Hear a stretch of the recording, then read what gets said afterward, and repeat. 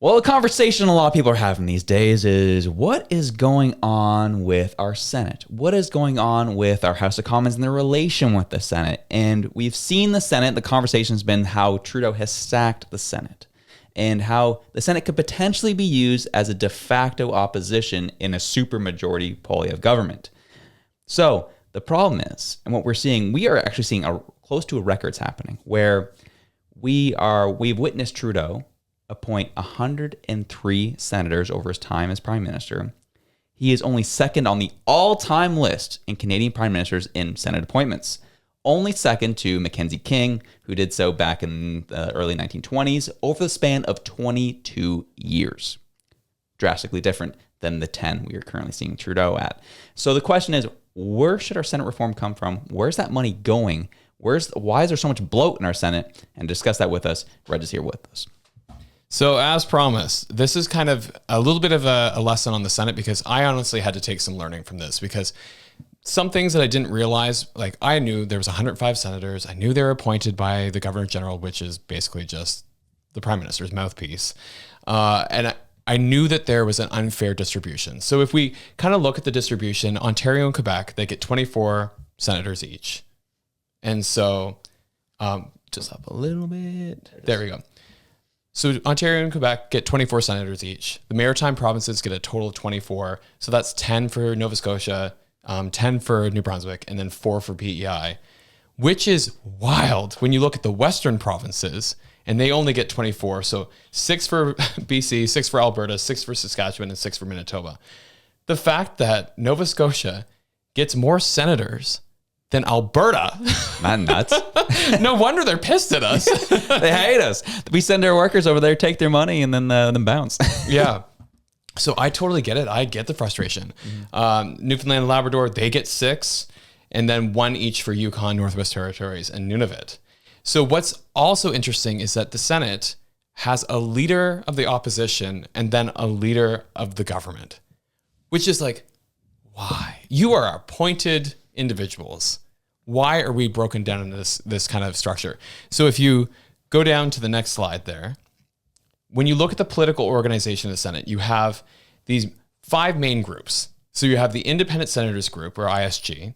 You have the Canadian Senators Group, the Progressive Senate Group, the non-affiliated senators, and the Conservative Senate Caucus. The only one out of that whole group there that is actually right-leaning and more conservative is the Conservative Senate Caucus. The rest of them are varying degrees of left. And then when you actually look at the amount of appointments that Justin Trudeau's made, and so you look at this Independent Senators Group.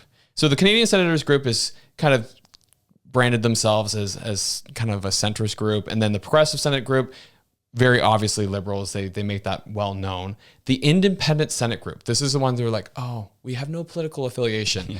However, when you look at some of the appointments, it's like this senator has donated to the Liberal Party of Canada. This senator has, volunteered with the Liberal Party of Canada. This senator has supported this bill with the Liberal Party of Canada. It's like, how independent are you actually? Yeah. Not at all. So this one, that's the biggest lie on that graph. And so then when I'm looking at this information, and I'm looking at how much was appointed by Justin Trudeau, the first thing that came to my mind is, okay, what happens like in the next year or two? Like how many of them are retiring? Because we know that they can stay there until 75, which is bonkers, by the way. At 75, you should be at home with your family, enjoying your golden years. You should not be sitting in Senate. I'm sorry, you're too old. That's my ageism coming out. I don't care. 65, cut it off. Just the same way as you do with every other piece of retirement. Yeah. Anyway, so when you look at who's retiring, the non-affiliated senators and then the Conservative caucus, that's where you're seeing the most retirements out of the next 2 years. So if you get another Liberal government in here, they're just going to fill those spots with more Liberal supporters. Mm-hmm. And so we were just going to have another just outrageously Liberal Senate, which is just wild to me. So, and even if all the open seats and everything and the people retiring are then moved to the Conservatives, you'd still be up against 69 of Justin Trudeau's hand-picked senators. How is anybody supposed to compete with that? And more so the concern too is just because the relationship that the Senate has with the House of Commons is why everyone's upset about this, because when bills are, say, addressed in the Senate, they have to go through the House of Commons after they're passed in the Senate, vice versa. So they really they need each other to be able to get bills through. So when you have one that's highly partisan, and when it was supposed to be technically independent in general, before these things were all grouped up, before Trudeau joined, he added like 2 more groups to this. That's where kind of the issue we're running into now. Exactly. And so it's like they're supposed to be the sober second thought. They're the partisan second thought is what they are. And they're supposed to be representative. They don't represent the country. Like, it's wildly skewed. It's skewed in Atlantic Canada's favor. And I'd say that as an Atlantic Canadian. I'm looking at Nova Scotia going, wow, we have a lot of representation in the Senate that we don't deserve. Mm-hmm. What have we done? What have we delivered to be able to get that representation? And the other part of it too is that even if you said, okay, we're going to just give equal representation of 2 senators per province, it would still be skewed in our favor. But let's go into the numbers here, because this is what's really illuminating. So when you look at what the Senate actually costs us, so base salary, they're looking at $170,000 a year. The leader of the government and the leader of the opposition, they each get an extra kickback for their ceremonial roles, because it's it's a thing. They also get $240,000 a year for their office expenses. They get $5,000 for hospitality, whatever that means, food, drink, and fun. Oh yeah, baby. They get $22,000 for accommodation allowances. So that's if you live more than 100 kilometers away from Ottawa, you get an extra little top up. And that's not even including the travel reimbursements that they get. Gee. So what's wild is that when I added it all up, you're looking at about $423,600,000 for each senator per year. Okay. So when you put that together, you're looking at about $45 million for the Senate in total per year.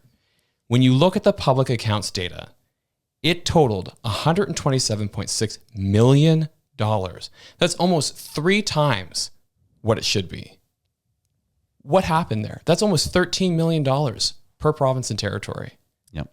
Are we feeling that we're getting $13 million worth of representation of these senators? Because I sure as hell don't. Right. I would like to see an election. Do you think the senators were up there saying, that was probably a good idea? Right. At some point during this whole minority government where it has been highly dysfunctional, and this isn't just a partisan issue, everyone around Canada, we saw it in the polls where it's like, we need an election. This is kind of crazy that we're not being that we're artificially extending this parliament. And there is a variety amount of times where different people in different key roles could have ended this, and it didn't happen. And I'm not an idiot. I realize the Senate can't call an election. Yeah. But if you had the legislative branch, you had the Senate, you had legal, you had everybody pressuring the House of Commons, I think it might have been a different story. Mm-hmm. Would it have guaranteed it? No. Could it have helped? Definitely. And so when I'm looking at this, I'm like, what? And just one last link to that. The pressure can help. We saw it happen with Trump, who forced Trudeau to step down, and why we're in this position in the first place. If Trump doesn't do what he does, Trudeau is still in power, 100%. Exactly. If the Senate said, we are not passing a single thing until we get a new government, I mean, wouldn't be much different than what we saw right now with everything since October, but it would definitely be, it would be actually legitimizing the role of the Senate, I think, because then they would actually be representing the provinces that they're supposed to represent. Totally. So if we look at what this could mean for reform, and so I kind of explored a couple avenues too. I was like, could you use the Emergency Measures Act? You can't. It's a constitutional reform. I was like, could you use a notwithstanding clause? You can't. That is only for crises that are affecting the Charter of Rights and Freedoms. So really, this has to come out of, I think it's Section 32 of the Constitution, which specifically talks about constitution reform. You have to get 7 out of the province, out of the 12 province, or sorry, 7 out of the 10 provinces. For some reason, the territories don't really matter that much. Sorry, guys. Right. But you just have to get the 7 to agree and to make any kind of changes to our constitution. So if you try to do any kind of reform, it would have to go through 7 provinces at least, which I think would be challenging to get them on board. Because as we saw with the project happening with the rail line, there's certain things that are very beneficial for certain provinces. And Atlantic Canada is just as guilty because we're going, whoa, do we want to lose senators? Mm-hmm. So I think that the system right now would be very, very, very challenging to reform. But dream with me for a second. So what if what we saw happen right now with the Trump tariffs, where we had all the premiers come together, they work together on issues of importance. You could then say, okay, every premier and every deputy premier come together and that's your Senate. There's your representation. You already have elected bodies that the people have chose in each province. Just bring them together a couple times a year to then vote on key matters of importance. You know what I mean? Like that would be such a better use of time and of resources, honestly. Mm-hmm. And you would drop the cost, even if you paid them, like the senators' wages and the extra amount on top of their already, good salaries that they get for being head of provinces. It would cost $11 million. That's a fraction of the total cost that we're seeing right now with the Senate as it is. And what you do is you'd actually create direct accountability. You'd cut that unnecessary spending and you could use that money to fund things like high-speed rail. And then you'd also still maintain representation. It would still be skewed in favor of the Atlantic provinces because we have populations that don't compare to Alberta, to BC. However, it would be more fair than it is right now. It'd be more cost efficient than it is right now. And I think it would be much more effective than it is right now. Seeing that price tag and knowing that can easily come down is honestly, it's encouraging and discouraging at the same time. It's like, it's discouraging to see the amount of bloat, but it's encouraging to see how much we can actually scale back and be able to kind of claw back some of our taxpayer dollars to be able to be more effective in this current system that we have. Yeah, and one of the pushbacks is going to be, well, the Senate performs a good function by reviewing legislation and stuff like that. I'm like, that's what the bureaucrats are supposed to do. That's what their job is. That's what the staffers are supposed to do because the senators aren't actually reviewing it. They have their own staffers that are doing that job and then going yay or nay.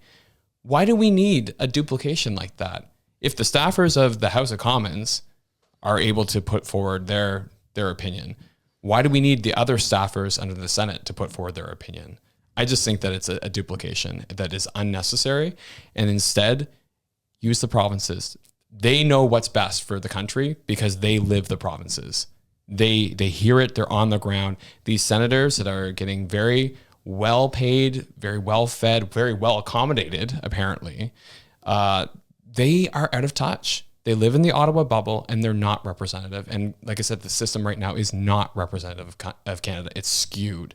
Yeah. So sober second thought, I don't think so. I think they're spending their hospitality on not sober activities. They're having a little too much fun over there. Yeah. But no, thank you so much for bringing that to our attention, Reg. We appreciate it. All the work that you do. I know our viewers definitely do. Thank you so much for joining us. Have yourselves a good one.